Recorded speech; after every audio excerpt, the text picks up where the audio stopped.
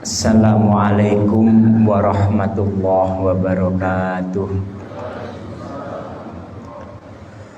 Bismillah, alhamdulillah, wassalatu wassalamu ala rasulillah wa ala alihi wa ashabihi wa man tabi'ahu ila yaumil qiyamah. A'udzu billahi minasyaitonir rajim. Bismillahirrahmanirrahim. Wasta'inu bis-sabri was-shalah. Ingkang kawula hormati para bapak-bapak kiai, wabil khusus takmir Masjid At-Taqwa Pare, lan dumateng para hadirin hadirat jamaah Masjid At-Taqwa ingkang dipun mulyakaken Allah.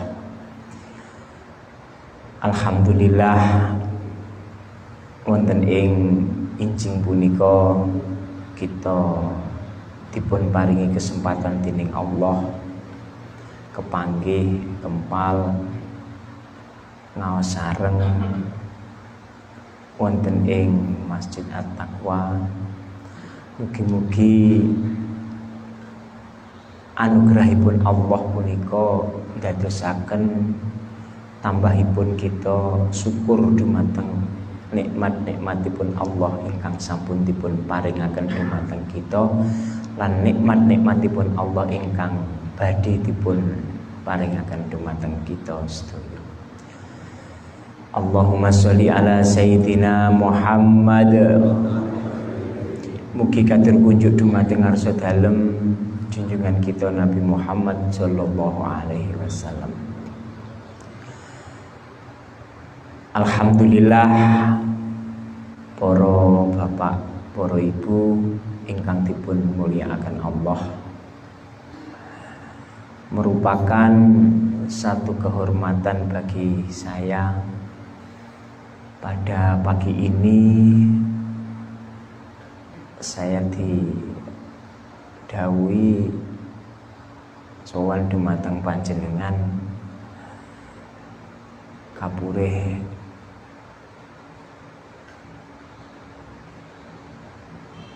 menyampaikan apa yang sedikit saya tahu, walaupun saya tahu belum banyak saya lakukan.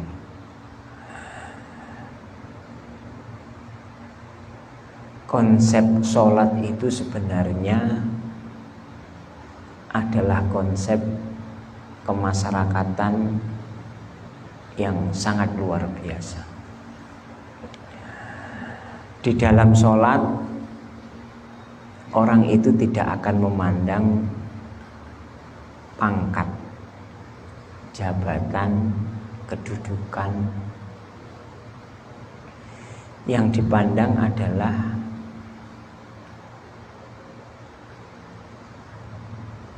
ketakwaan kepada Allah.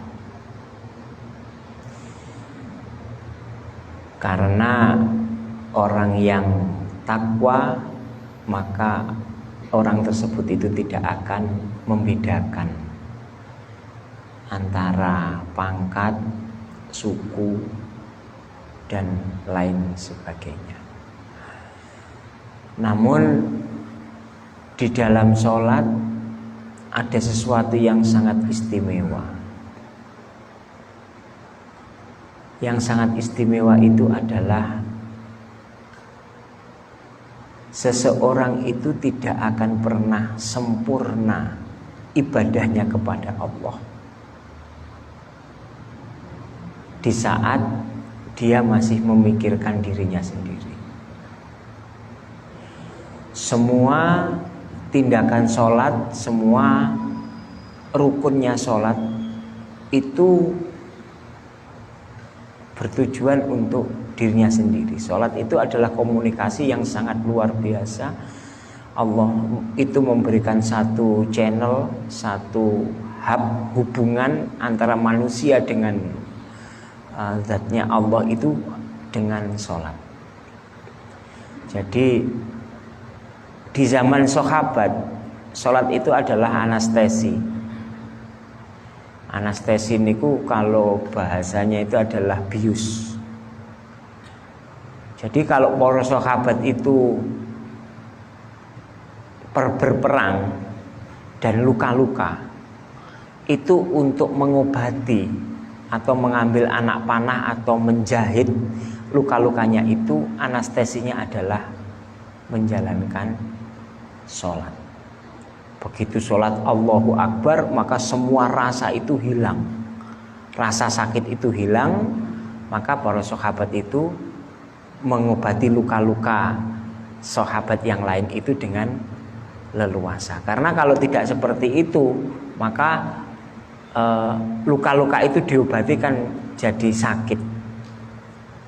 Sholat di zaman sahabat itu adalah salah satu cara untuk menghilangkan rasa sakit atau anestesinya. Sholat itu memberikan dampak yang signifikan di saat sudah salam bagi masyarakat yang lainnya. Karena orang itu, kita itu tidak akan pernah sempurna ibadah kita di saat kita tidak tahu tentang kondisi sosial masyarakat di samping kita. Maka di saat sholat, maka ditutup dengan salam. Salamnya kita menoleh ke kanan, itu artinya adalah harus melihat pada saudara kita. Sekaya apapun juga, sehebat apapun juga, di saat tidak dia orang Islam itu tidak mau berbagi kepada saudaranya, maka Islamnya itu perlu diragukan. Di saat kita salam assalamualaikum, maka menoleh ke arah kanan, kita harus melihat saudara saya itu sudah sejahtera apa belum. Kalau selama saudara itu belum sejahtera, ibadah sebanyak apapun juga, maka ibadahnya itu tidak akan sempurna, karena dia belum salam. Assalamualaikum yang ke kiri, kita harus bisa melihat tetangga kita. Tetangga kita itu sudah sejahtera apa belum. Kalau tetangga kita itu belum sejahtera, sehebat apapun juga orang tersebut, maka orang tersebut itu akan belum sempurna ibadahnya. Ada satu kejadian, saya pernah mendengar ada seorang ulama yang bercerita, kenapa para anak-anaknya atau saudara-saudara Nabi Yusuf itu tercerai-berai. Nabi Yakub nggih, Pak abahipun Nabi Yusuf menika. Itu karena ada suatu kejadian di suatu hari Nabi Yakub bersama putra-putranya itu berpesta. Artinya berpesta itu makan besar, hidangan untuk keluarga. Di saat yang sama itu ada tetangganya yang kelaparan. Keluarga Nabi Yakub itu tidak tahu bahwa tetangganya tersebut itu kelaparan. Maka Allah memberikan satu peringatan kepada Nabi Yakub dengan jalan anaknya tidak jadi akur. Nabi Yusuf dibuang itu karena apa? Afat atau efek dari beliau berpesta tapi tidak melihat tetangga. Ini yang menjadikan kita agak lupa. Kalau kita itu mengadakan pesta, terkadang dan bahkan sering yang diundang itu tambah orang jauh.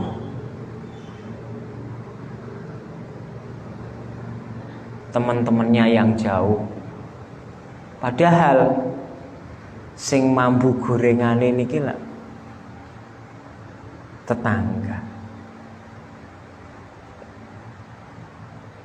Menurut cerita ini berarti kita bisa mengambil satu hikmah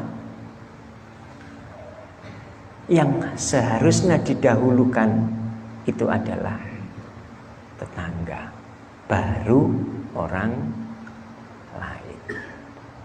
Tapi yang paling utama itu adalah mengundang keluarga. Keluarga ini yang harus diistimewakan. Apa gunanya kalau kita itu bersedekah sampai ratusan juta, tapi kita pelit kepada saudara kita. Padahal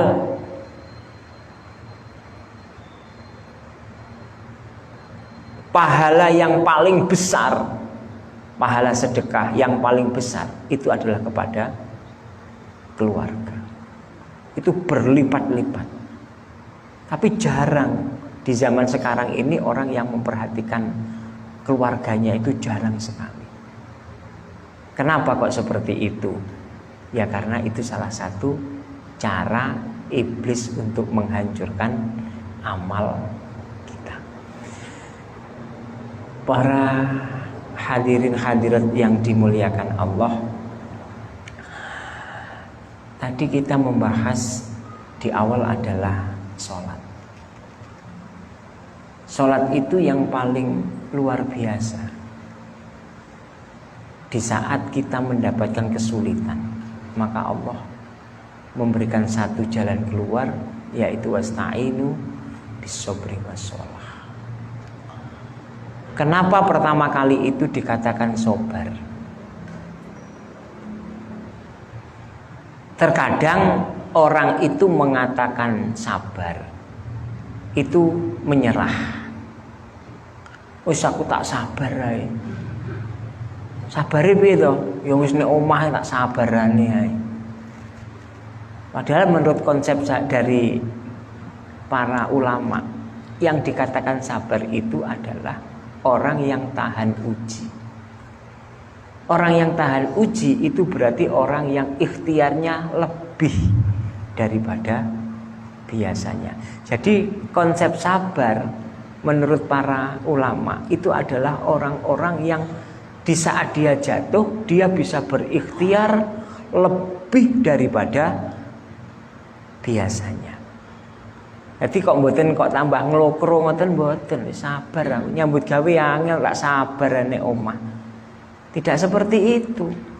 Itu namanya tidak sabar, tapi itu namanya putus asa. Jadi kalau kita berbicara masalah sabar, maka kita harus lebih dan lebih. Semuanya itu kita potret dari apa yang sudah dijalankan oleh panjenenganipun Kanjeng Nabi Muhammad sallallahu alaihi wasallam. Nabi itu tidak akan pernah menyerah. Tidak akan pernah menyerah. Karena kalau begitu Nabi itu mengatakan menyerah, maka saat sekarang umatnya ini kira-kira ya wis menyerah. Sabar itu satu konsep yang sangat luar biasa. Panjenenganipun Sultan Aulia Syekh Abdul Qadir Al-Jilani niku beliau mendapatkan satu gelar Rijalul Ma. Jadi Rijalul Ma itu adalah apa nggih? Bahasa umumnya ngoten, mungkin bahasa kerene ngoten ya penguasa air lah. Jadi di kitab manakib itu doa-doanya yang dibuat doa itu adalah sifat-sifat yang atau tindak lampahipun panjenenganipun Kanjeng Syekh di saat menjalani kehidupannya. Salah satu doanya itu adalah ya Rijalul Ma. Ya Rijalul Ma. Apa yang artinya Rijalul Ma? Panjenenganipun Syekh Abdul Qadir Al-Jilani punika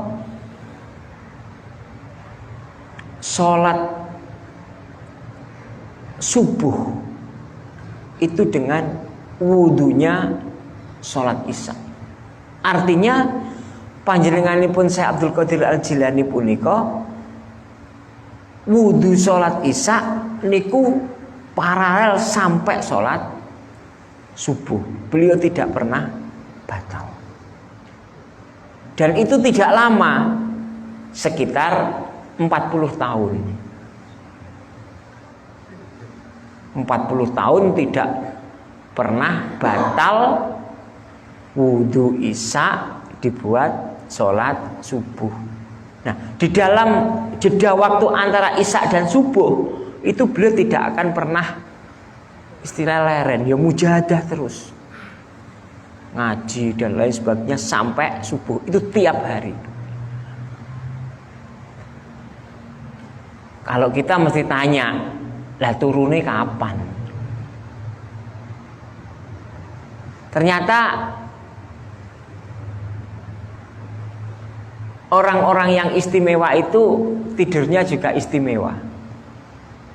Jadi beliau itu bisa meringkas atau memperpanjang waktu untuk tidur. Artinya begini, beliau itu tidur setengah jam itu sama dengan kita tidur 8 jam.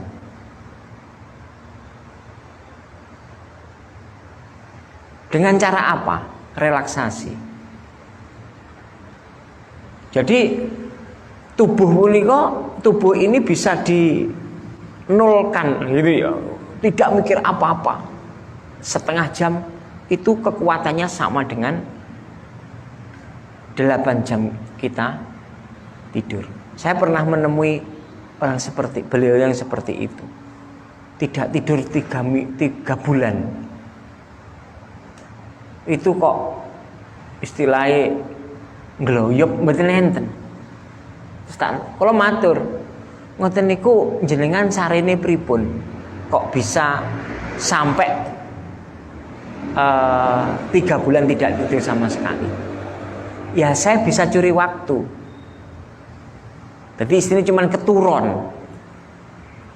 Nah, Kanjeng Nabi niku sejak jadi Nabi belum pernah sari, keturun. Nah awake dhewe kan rada beda. Nek Kanjeng Nabi niku sarene sekedhik, nek kita sekedhik sari. Bedane mben parek akeh ngene iki. Kanjeng Nabi niku sekedhik dahare, nek kita sekedhik dahar. Nggih mben ngacek akeh lah niku. Nyritakaken panjenenganipun Kanjeng Syekh Abdul Qadir Al-Jilani. Punika dalam waktu 40 tahun itu tidak pernah batal wudunya dari Isya ke subuh.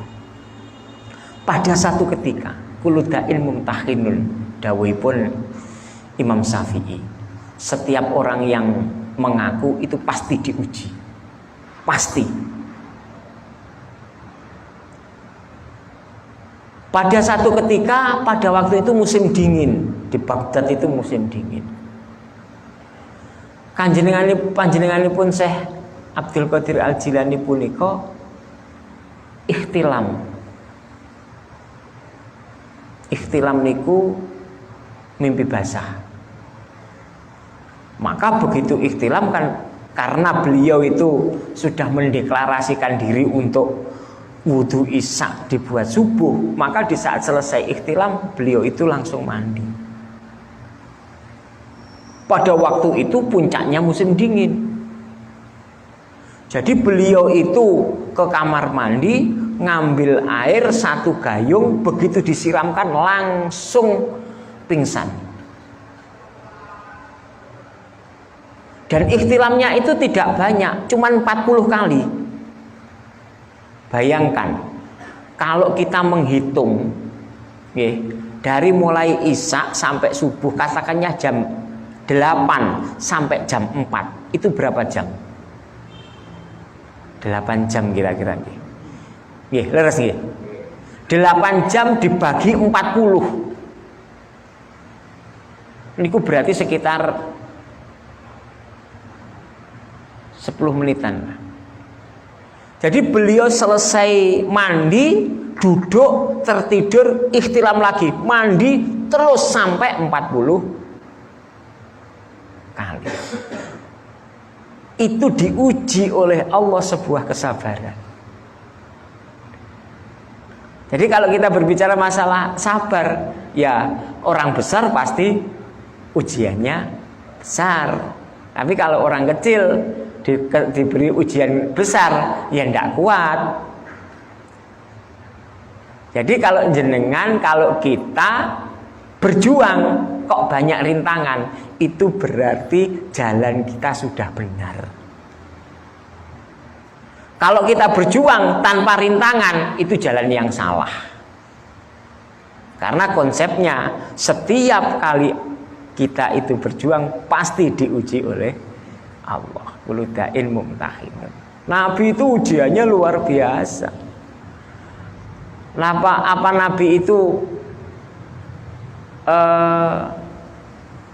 minta keringanan? Tidak. Nabi itu tidak pernah minta keringanan dari ujian-ujian yang diberikan. Tapi Nabi itu minta dikuatkan agar bisa melewati ujian. Ya Allah, jenengan icali ujian niki. Begitu kita dihilangkan ujiannya, berarti kita downgrade. Level kita jadi turun. Tapi yang paling baik adalah ya Allah, jenengan kuataken kula menghadapi ujian. La yukallifullahu nafsan illa wus'aha. Jadi Allah itu tidak akan pernah memberikan satu ujian di saat kita itu tidak kuat, tidak pernah. Takerane pas. Apa yang menjadikan kita itu tidak kuat? Sebenarnya adalah godaan dari nafsu kita. Godaan dari nafsu kita ini yang menjadikan kita itu melemah. Tapi sebenarnya Allah itu memberikan satu ujian kepada kita sesuai, pasti kuat, pasti. Tinggal kita sabar atau tidak. Para nabi itu dari mulai Nabi Adam sampai Nabi Muhammad itu tidak ada yang mengatakan jinan icalin. Kuatkan. Nah, kita harus bisa meniru pada konsepnya Nabi. Kalau dapat ujian, kita tidak usah, ya Allah jangan cali niki, tidak usah. Artinya apa? Kalau kita dikuatkan, maka rintangan itu jadi mudah, tidak ada rintangan. Contohnya ngeten mawon lah. Kalau kita itu mengalami satu kemacetan, kemacetan di jalan, apa kita itu berhenti? Ya tidak akan pernah sampai. Kados pundi seandainya kita itu mengalami satu kemacetan yang sangat luar biasa, padahal kita itu butuh tetap berjalan. Ya kita minta bantuan pada polisi, dikawal kan ya selesai. Dengan berbagai macam alasan kita akan dapat diskresi, dapat apa itu kemudahan. Apa itu boleh? Ya boleh. Kalau memang dalam keadaan daruratnya. Allah juga seperti itu, kita minta, ya Allah kalau ujiannya itu banyak ya enggak apa-apa, kawal saja. Begitu dikawal ya selesai, sudah nyampe, dikuatkan. Tapi konsepnya kita minta tolong kepada Allah itu kembali lagi adalah iyyaka na'budu wa iyyaka nasta'in. Ampun nasta'in tok, ya lo, tapi gak tahu nak butuh yo. Konsepnya mboten pas niku. Maka di dalam sabar itu yang dikuatkan adalah dua hal. Sabar di dalam hati kita dan sabar lebih giat lagi dalam berusaha. Itu adalah konsep beragama kita. Wasta'inu bis-sabri was-shalah. Kenapa kok kita harus sholat? Sederhana mawon konsepnya. Perbaiki ibadahmu, maka Allah akan memperbaiki jalan hidupmu. Selesai itu. Jadi kalau kita itu susah kayak apa, perbaiki sholatnya, perbaiki ibadah kita, maka jalan kesulitan apapun juga, maka Allah akan memberikan satu kemudahan. Niku pun tajribah niku punan. Tajribah niku sudah saya coba berkali-kali. Nek susah ngoten, ya niki elek-eleke kula. Nek geleme ngibadah ning tenanan nek pas susah. Tapi wis untung ngoten mawon daripada mboten blas. Riyen teng pondok niku nggih ngoten. Susah cah pondok niku nek duit entek. Susah niku pun. Pokoke kiriman entek niku wis susah tenan niku. Ngoten niku ya iya kana butuh iya kana stain. Wengi ngoten ya wis duit entek, beras entek wis ing diwasi gak enek. Ya wis duwene sajadah ya kuwi sajadah digelar salat hajat terakhir ndongane ya Allah telas niki. Niku ya benjing ngoten ya mbuh apa ngoten nggih enten sing wehi ya ndelalah nek kanca tas teko ngoten iki nggawa jajan wis lumayan lah nek digawe. Tapi kula niku berkali-kali ngoten niku tajribah bener. Napa niku saya coba benar itu. Dan berhasil. Yang penting kan niku. Nah, ada satu persyaratan di saat kita itu berdoa. Terkadang kita itu berdoa itu dalam hati kita ngenyang. Ngenyang itu menawar. Nawarnya begini, iki mandi pora yo. Ya ora mandi. Karena doa itu harus yakin. Wis to Gusti Allah iso niki. Iso iki. Bisa. Tapi konsep berusaha jangan ditinggalkan. Ikhtiarnya jangan ditinggalkan. Itu sudah berkali-kali. Kita ndonga tok tanpa ikhtiar. Ya Allah niku maringi pitulung ya dalane ra enek. Itu ndonga tok ikhtiare mboten. Ya susah. Pernah suatu ketika Sayyidina Umar itu mengusir orang yang ada di masjid. Karena apa? Orang tersebut itu kepala keluarga dan senengannya di masjid itu ibadah, tapi tidak mau bekerja. Lalu sama Sayyidina Umar diusir dari masjid. Suruh pergi dari masjid, kamu kerja. Jangan berdoa saja. Jadi kerjaan itu penting. Kula niku dapat satu cerita Mbah Kim Mojosari Nganjuk. Niku kan priyantune unik lah pokoke. Jadi senengane nek jamu tamu niku diliwetne terus nek maem tenggene bancik. Nggih bancik dikeki napa niku? Dikeki tampan apa dikeki godhong wis di anteng mriku wis sapa tamune ya wis maem teng mriku niku. Secara kasab beliau ndak ada. Nyambut gawe mboten enten. Tapi tetap ikhtiar. Ikhtiare pripun? Sederhana. Jadi beliau itu suatu ketika itu punya uang katakanlah 1 juta atau berapa. Itu dibelikan batu bata. Dibelikan batu bata. Lah batu bata itu untuk apa? Taruh di depan masjid. Setiap selesai ngaji pagi, santri itu diperintah untuk memindahkan batu bata. Semisal kalau sekarang itu di utara masjid, dipindah di depan masjid, besok lagi dipindah di selatan masjid, muter mau dipindah terus.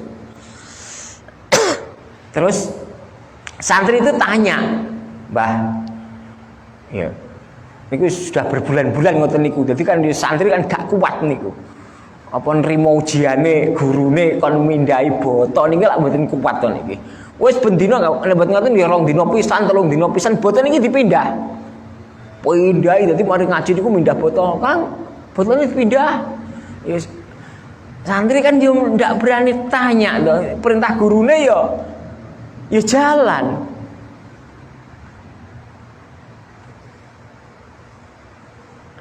Akhirnya sudah berbulan-bulan ada seorang santri itu sing gak kuat.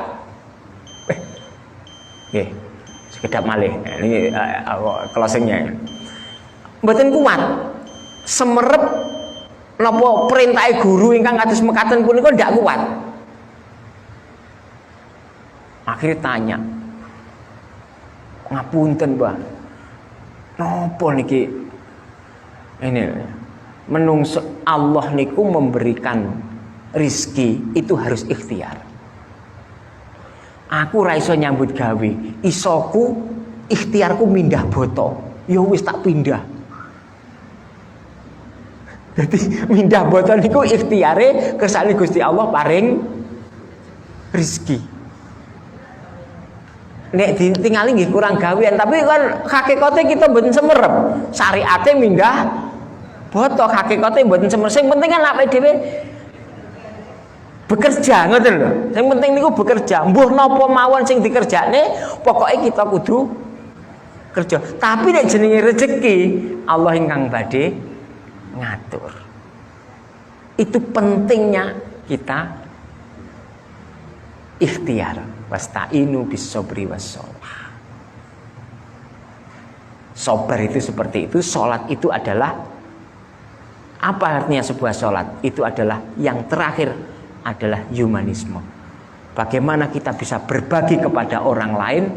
Sholat kita tidak akan pernah sempurna di saat kita tidak bisa melihat kesejahteraan lingkungan kita. Jadi sepinter apapun juga, sekaya apapun juga, dia tidak akan pernah bisa bermanfaat apabila tidak mau menginfakkan apa yang dia ketahui, menginfakkan apa yang dia punyai kepada orang lain. Itu yang saya tangkap dari beberapa dawuhnya para ulama tentang konsep sholat. Jadi mboten kok awake dhewe niku nek sholat terus rezekine moro-moro enek, mboten, ya kudu intisar dulu, cari dulu baru. Tapi dengan jalan sholat Allah itu akan memudahkan semua yang menjadi urusan kita. Matur nuwun pangapunten, semoga ada berkah dan manfaatnya. Al-Fatihah.